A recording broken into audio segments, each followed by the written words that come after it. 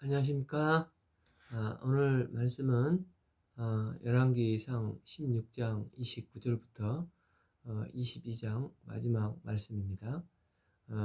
요절 말씀은 열왕기상 18장 36절 저녁 소재 드릴 때 이르되 선지자 엘리야가 나타나서 말하되 아브라함과 이삭과 이스라엘의 하나님 여호와여, 주께서 이스라엘 중에 하나님이신 것과 내가 주의 종인 것과 내가 주의 말씀대로 이 모든 일을 행하는 것을 오늘 알게 하옵소서.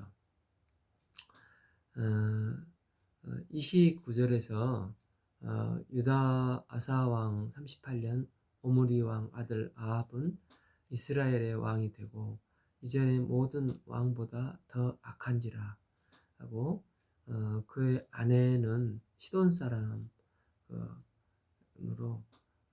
이 시돈 사람 에세벨의 딸 에세벨을 아내로 삼고 이제 바알을 섬겨 예배하고 사마리아 바알 신전을 건축하여 제단을 쌓고 그 이전에 모든 왕보다 이스라엘 하나님 여호와를 심히 노하게 하였습니다. 17장 1절에서 하나님께서 아합을 위하여 준비하신 길르앗에 우거하는 디셉 사람 엘리앗이 등장을 합니다. 그가 나와서 이제 여호와께서 살아계심을 두고 맹세하노니 내 말이 없으면 수년 동안 비도 이슬도 있지 아니하리라, 이렇게 선포를 하고 이제 숨습니다. 4절에서 그리 시냇가에서 숨어서 까마귀들을 통해서 하나님께서 먹이시는 것을 먹고 삽니다. 9절 사르밧 과부에게서 10절 하나님께서 명령하셔서 사르밧 과부에게 가서 청하건대 그릇에 물을 조금 담아다가 내게 마시게 하라, 이렇게 하십니다.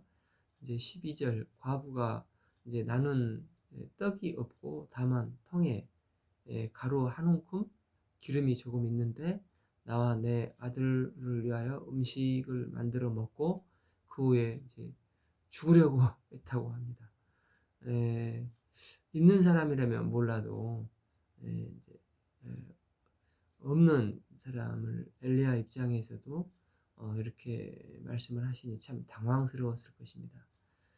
굳이 하나님께서 이런 생각을 하실까 드는데 하나님께서 이제 이렇게 말씀을 하셔서 순종을 하니까 16절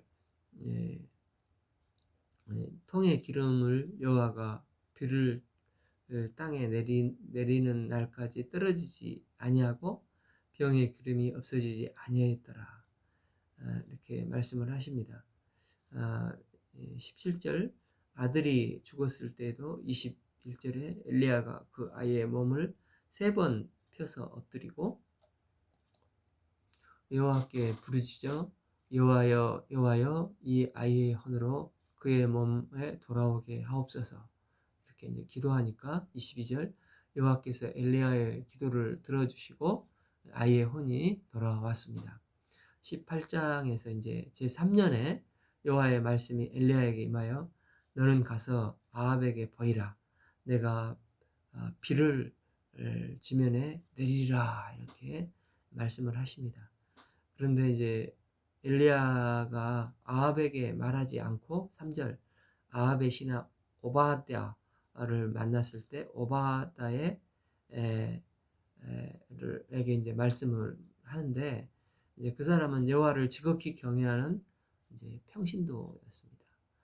4절에서 이세벨이 여호와 선지자를 멸할 때 오바댜 선지자가 100명을 숨겨주며 떡과 물을 먹였던 사람이었습니다.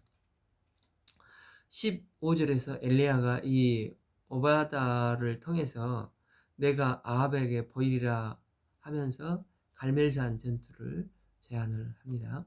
17절 아합이 엘리야를 이제 보고 3년 전에 여호와의 명령대로 이스라엘에 비를 안 내리리라 하고 비가 지금까지 안 내리고 극히 가뭄이 이어졌습니다.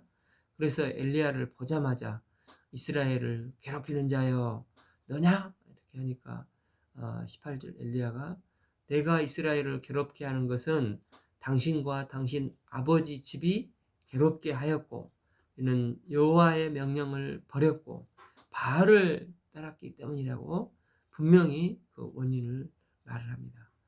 21절에서 너희가 어느 때까지 이제 백성들에게 말하는 거죠. 어느 때까지 둘 사이에 머뭇머뭇하느냐. 여호와가 만일 하나님이면 그를 따르고 만일 바알이 하나님이면 그를 따르라. 둘 중에 하나 선택을 해라. 왜 거기서 머뭇머뭇하고 있느냐 라면서 엘리야가 원하는 것은 아마 놀라운 하나님의 승리를 백성들이 에, 보고 이제 여호와를 택하여 돌이키고 바알을 버릴 거라고 확신을 했을 것입니다.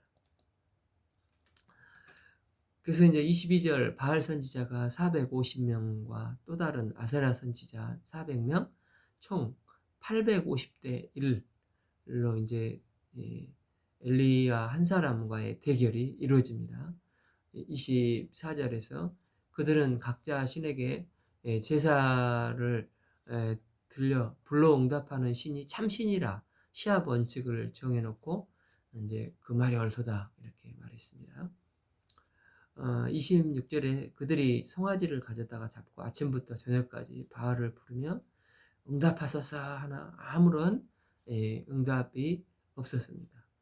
쌓은 제단 주위를 이들은 이제 돌면서 발광을 합니다. 이제 27절 정오에 엘리야가 그들을 조롱하여 큰 소리로 불러라. 그의 신인즉 묵상하고 있는지 잠깐 어디 갔다 졸고 있는지 못 들었는지 깨어야 할 게 아니냐 하면서 이제 조롱을 합니다. 그러니까 그들은 더 흥분을 해서 광적으로 큰 소리로 바알 주문을 애우고 칼과 창으로 몸을 막 자해하면서 피를 흘리기까지 합니다. 29절 정오가 지나고 저녁 때까지 이제 바알은 우상이니까 아무런 소리를 낼 수가 없죠. 그래서 아무런 응답도 없으니까 이제 그들은 기진맥진해서 이제 탈진이 됩니다.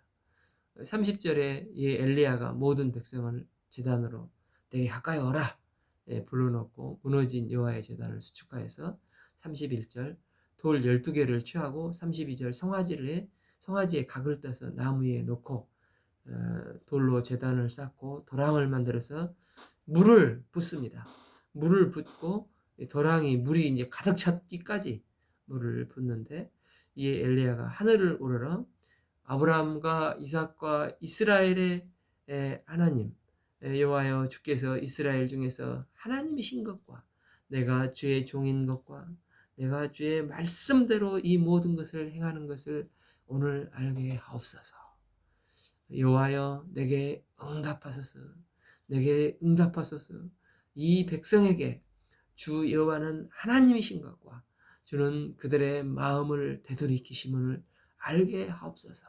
이렇게 간절히 기도를 했습니다. 그래서 여호와의 불이 하늘에서 내려와 번제물과 나무의 돌들과 흙을 태우고 또 도랑에 물을 핥는 또 일이 벌어졌습니다. 그래서 39절 모든 백성이 엎드려서 여호와 그는 하나님이시로다. 여호와 그는 하나님이시로다 고백을 합니다. 40절 엘리야가 바알 선지자를 다 잡아다가 기손 시내로 가서 그들을 죽였습니다. 42절 엘리야가 갈만산 꼭대기에서 땅에 무릎을 꿇어 엎드려 얼굴을 무릎 사이에 넣고 이제 44절에 사환이 7번 손바닥만한 작은 구름이 일어나 보이기도 하고 보고를 하니까 저기 45절에서 조금 후에 구름과 바람이 일어나서 이 손바닥에 비전을 가지고 확신을 가지고 믿음을 가지고 기도를 하니까 큰 비가 내렸습니다. 엘리야를 들어 쓰셔서 하나님의 놀라운 이제 승리가 이루어진 것입니다. 이제 엘리야는 어땠습니까? 확신을 틀림없이 이제 백성들이 여호와를 택하고 바알을 버릴 것이라 생각을 했습니다. 이제는 하나님께 이들이 돌이켜서 다시 거룩한 백성 제사장 나라로서 하나님께서 이스라엘에게 두신 꿈이 이루어질 거라고 확신을 했습니다. 그런데 결과는 어떻습니까?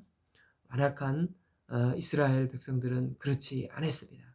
19장 1절에서 아사벨이 이사벨에게 지금 바알이 일러 바칩니다. 이사벨이 내가 이 일을 들으니 내일 이맘때는 반드시 엘리야 너의 생명을 죽은 바알 선지자의 생명과 같이 하겠다 하고 분노를 하니까 백성들은 다시 얼어서 변한 것이 하나도 없어져서 다시 획 그대로 돌아가 버렸습니다. 갈멜산의 기적을 똑똑히 목격하고도 비가 온 것을 피부로 느껴보고도 이세벨의 분노 한마디에 백성들은 다시 이세벨 편에 서게 된 것입니다. 3절에 엘리야는 혼자서 이 일을 보고 도망가는 신세가 되었습니다. 엘리야는 종도 광야에 놔두고 혼자 이제 광야로 들어가러 죽으러 들어갔습니다. 4절에서 하룻길쯤 가서 로뎀나무 아래 앉아서 자기를 죽이기를 원하며 주여하여 넉넉하오니 지금 내 생명을 거두옵소서. 나는 내 조상들보다 낫지 못합니다. 이제 엘리야는 소망이 전혀 없고 완전히 실패한 사람이 되었습니다. 저도 이전에 있었던 다른 선지자들처럼 이 백성들을 돌이키고자 했지만 실패했고 내가 마지막으로 남은 존재였는데 이제 이 백성들은 소망이 없습니다. 차라리 저를 죽여주시옵소서. 5절에서 그때 하나님께서 하나님의 천사를 보내시고 그를 어루만지시며 16절 한 병의 떡과 한 병의 물을 먹이게 하시고 그 힘의 기력을 다시 회복하여서 이제 8절 40주야를 가서 하나님의 호렙산으로 인도를 하십니다. 9절에 여호와의 말씀이 그에게 임하여 이제 엘리야야 어찌 여기 있느냐 이렇게 하나님께서 음성을 말씀을 하시니까 이제 10절 그가 내가 만군의 여호와 하나님께 열심히 있었지만 이스라엘 자손이 주의 언약을 버리고 주의 제단을 헐며 주의 선지자들을 죽였으며 오직 나만 남았는데 그들이 이제 내 생명을 빼앗으려 하나이다 이렇게 고백을 합니다. 이때 하나님께서 이제 11절 큰 바람이 있으나 큰 바람 가운데 하나님이 계시지 않고 또 큰 지진이 두 번째 있으나 그 가운데도 하나님은 계시지 않고 불이 있으나 불 가운데도 하나님은 계시지 않다가 이제 세미한 음성 가운데 하나님께서 엘리야를 만나 주십니다. 이건 일종의 하나님의 퍼포먼스로 보여주는 거라고 할 수가 있는데 하나님께서 굳이 이렇게 하신 이유가 무엇입니까? 하나님께서 엘리야에게 하고 싶으신 말씀이 있으셨던 것을 보게 됩니다. 하나님은 하늘에서 불이 떨어지는 놀라운 능력으로 자신을 계시하시는 분이 아니라 하나님의 세미하신 말씀으로 자신을 계시하는 것을 말씀하십니다. 하나님께서는 엘리야에게 아합에게 가서 말하라 하셨지 갈멜산에 가서 대결을 하라 하신 적이 없으십니다. 그런데 엘리야는 왜 갈멜산 대결을 했습니까?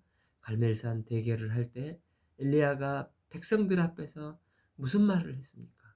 22절에서 보면 다 바알 선지자와 아세라 선지자들은 저렇게 많고 여호와의 선지자는 이제 나 혼자밖에 없다는 말을 합니다.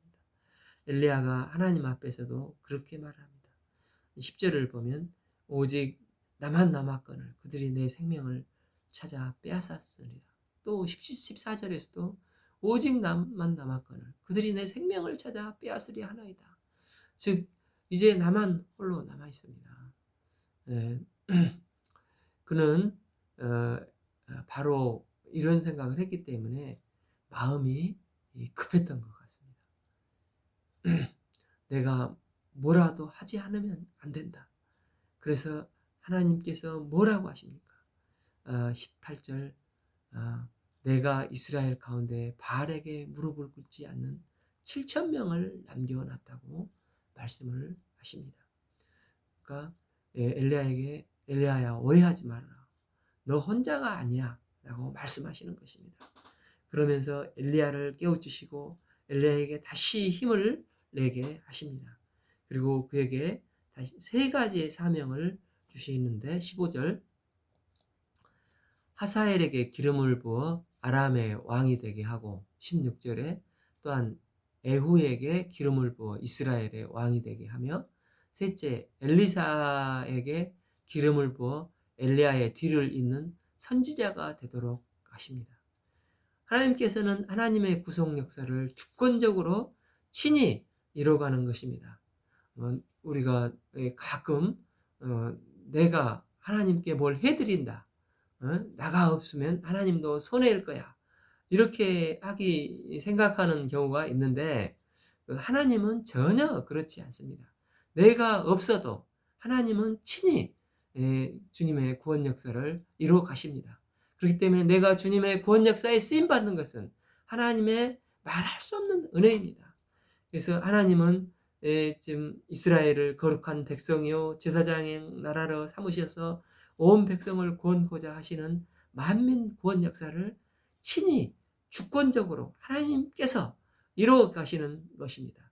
하나님의 계획은 조금도 변함이 없으십니다.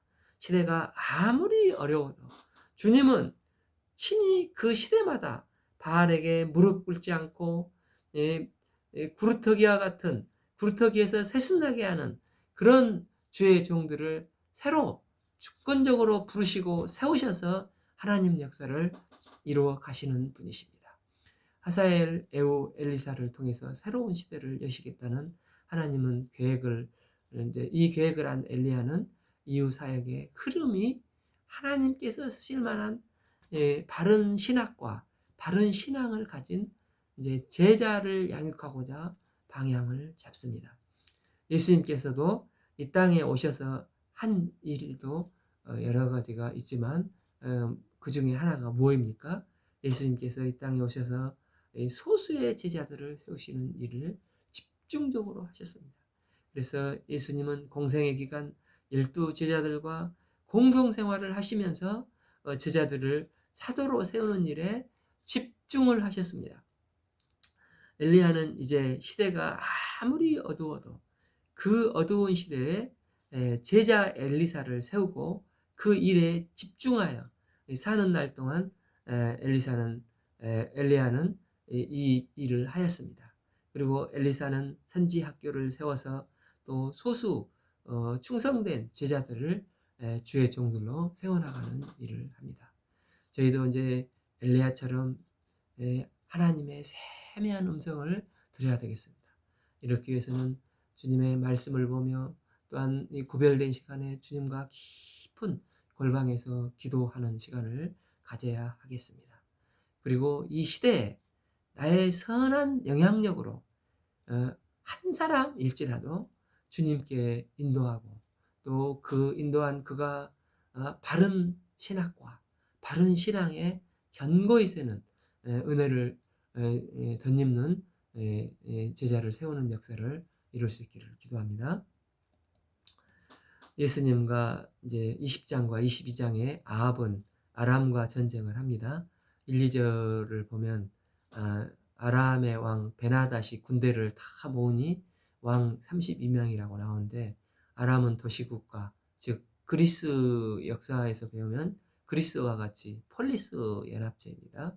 32개 연합군이 이제 사마리아를 에워싸고 그것을 쳤는데 여기서 사마리아는 북왕국의 수도지만 이것의 의미는 이미 다른 곳은 다 점령이 됐다는 것입니다. 그렇기 때문에 이제 마지막 남은 사마리아를 에워싸는데 거의 진거나 마찬가지인 상황입니다. 그래서 2절에서 아람 왕 베나닷이 이제 아합 왕에게 이제 사신을 보내서 여유롭게 거의 조롱을 막 합니다.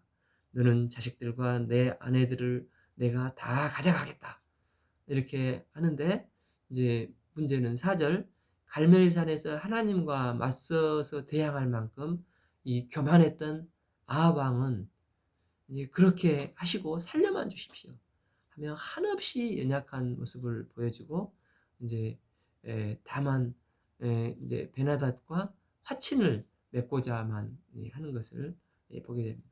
5절에서 베나닷이 이런 그 아합을 보고 더 이제 이게 기가 살아서 놀리듯이 다시 사신을 보내서 니네 아내와 자식들을 다 준다고? 그래, 그럼 이번엔 내가 내게 원하는 것을 다 가져갈 거다. 그러니까 이제 7절에서 아합이 신하들에게 이걸 어떻게 하면 좋겠냐 이렇게 이제 물어보니 8절에서 신하들은 우리 죽기 아니면 살기로 싸웁시다 이렇게 결정을 합니다.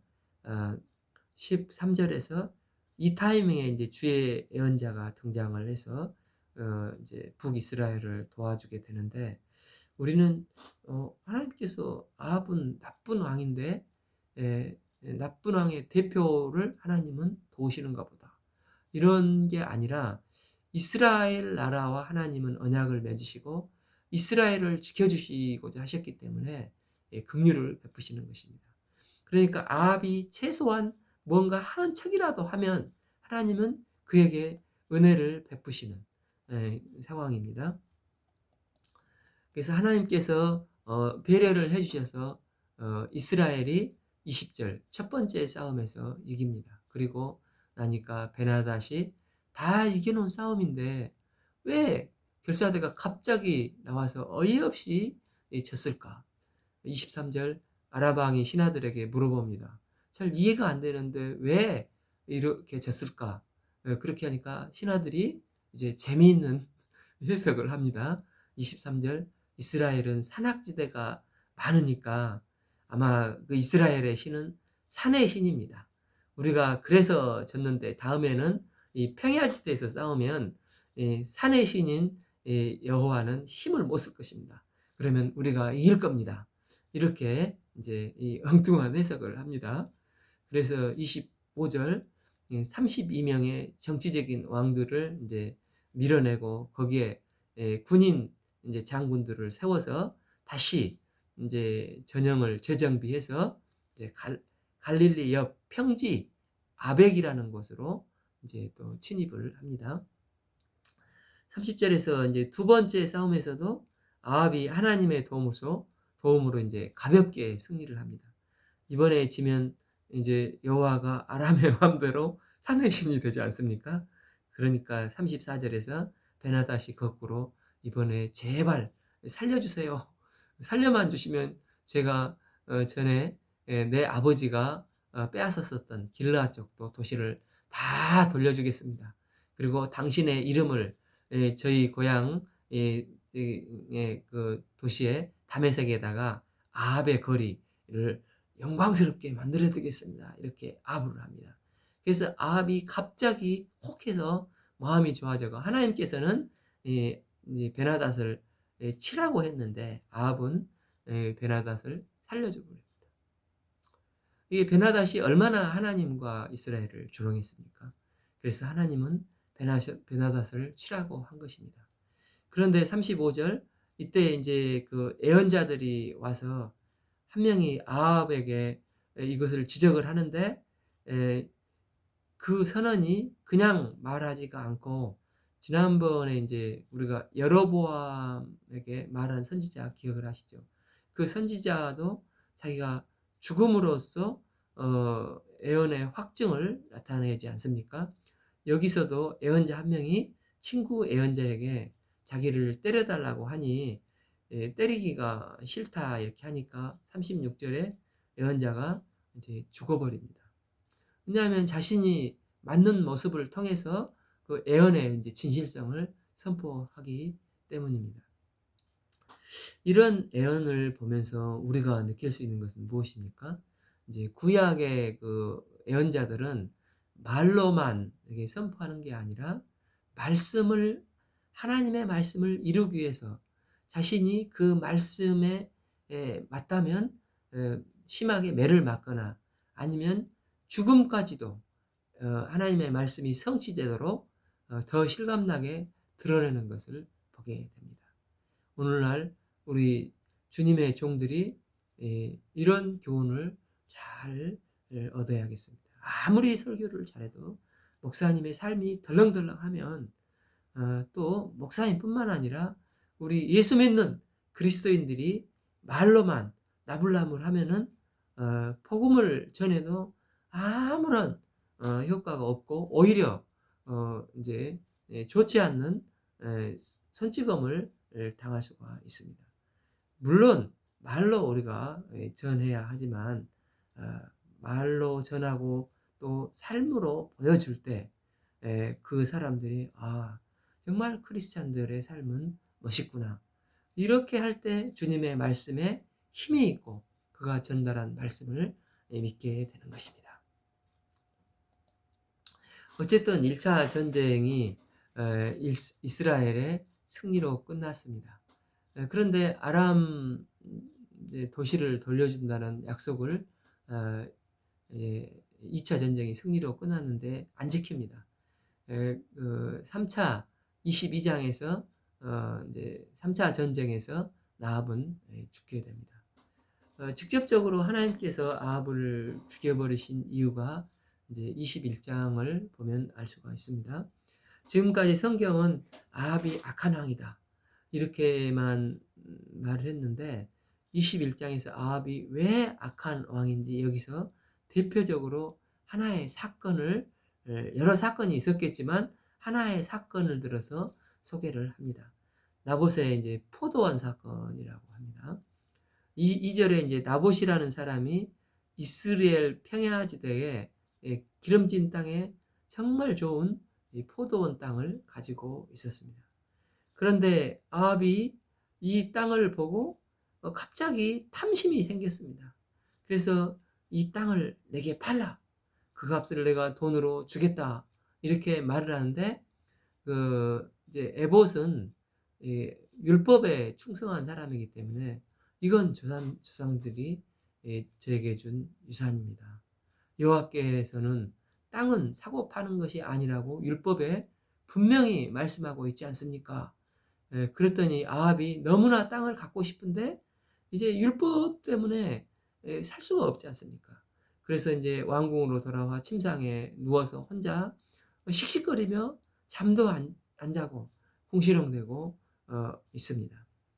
5절에서 아합이 이제 율법 때문에 땅을 못 찾아서 뺏지도 못하고 삐쳐서 식사를 안 하고 있는 이유를 아내 이제 이세벨이 보는데 어이가 없는 것입니다. 일국의 왕이 이러는 것입니다.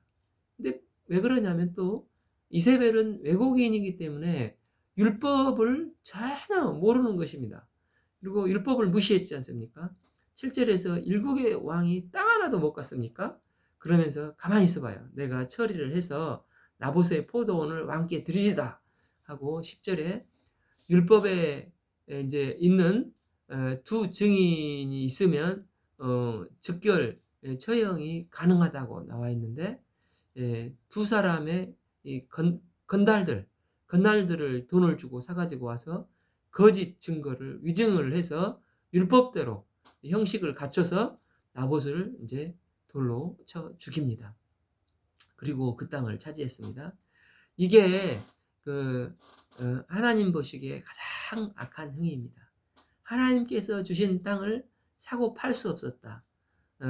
그런데 율법을 이용해서 오히려 사람을 죽이는 것, 또 아무 죄도 없는 자를 피 흘리게 하는 것, 또 그때 아합도 이세벨도 이것 때문에 결국은 버림을 받게 됩니다.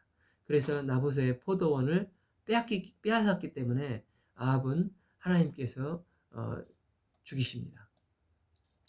진노하신 하나님께서 18절 엘리야에게 너는 일어나 아합을 만나라. 그가 나봇의 포도원에게 말을 하고 포도원 말을 하고 19절에서 개들이 아합의 피, 곧 너의 몸을 핥으리라 이렇게 말씀하라고 하였습니다. 21절 여호와의 말씀을 내가 재앙을 내려 너를 쓸어버리되 다 멸할 것이다 라고 선포를 하니까 23절에 이세벨에게도 그렇게 하고 24절에 아합에게 성읍에서 죽은 자를 개가 먹고 공중의 새가 먹으리라 무시무시한 말씀을 선포를 합니다. 22장의 1차, 2차전은 완전히 진 싸움을 하나님께서 도우셔서 이제 이겼지 않습니까? 그런데 3차 전쟁에서는 거꾸로 아합이 이길 법한 싸움인데 그래서 이제 아합이 자신감이 붙어서 먼저 싸움을 겁니다. 그런데 하나님께서 말씀을 하셨기 때문에 그는 전쟁에서 죽게 됩니다. 3절에서 그는 자신감이 붙어서 너네들 왜 우리에게 도시를 넘겨준다고 해놓고 안 주냐 하면서 말을 합니다. 그 아합이 더 자신했던 것은 물론 아합은 지금 전쟁을 치르고 하면서 매우 국력이 약했습니다. 그렇지만 남유다는 굉장히 강력한 때였습니다. 이제 에돔도 또 여호수아시 점령을 했을 때인데 4절에서 여호사밧이 아합을 도와주기로 동맹을 맺었습니다. 그런데 거꾸로 아합이 패전하고 35절에 보면 하나님의 말씀대로 아합이 죽고 38절 그 병거를 사마리아 못에서 씻음에 개들이 그 피를 핥아 먹고 말씀이 이루어졌습니다. 이 40절 아합이 그 조상들과 함께 자매 그 아들 아하시야가 대신해서 왕이 되는데 아합이 죽자 북이스라엘은 급격히 이제 쇠퇴기로 다시 접어들게 됩니다. 43절에 여호사밧이 그 아버지 아사의 모든 길로 행하여 돌이키지 아니하고 여호와 앞에서 정직히 행하였으니 하나님 앞에서 정직히 행하였다고 하였습니다. 여호사밧이 다스리는 남유다의 역사가 계속해서 죄악으로 깊어가는 북이스라엘의 역사와 서로 대비되어서 나오는 것을 보게 됩니다. 그러면서 이제 열왕기가 이제 끝났는데 오늘 말씀은 열왕기 16장 29절부터 22장까지 읽겠습니다. 감사합니다.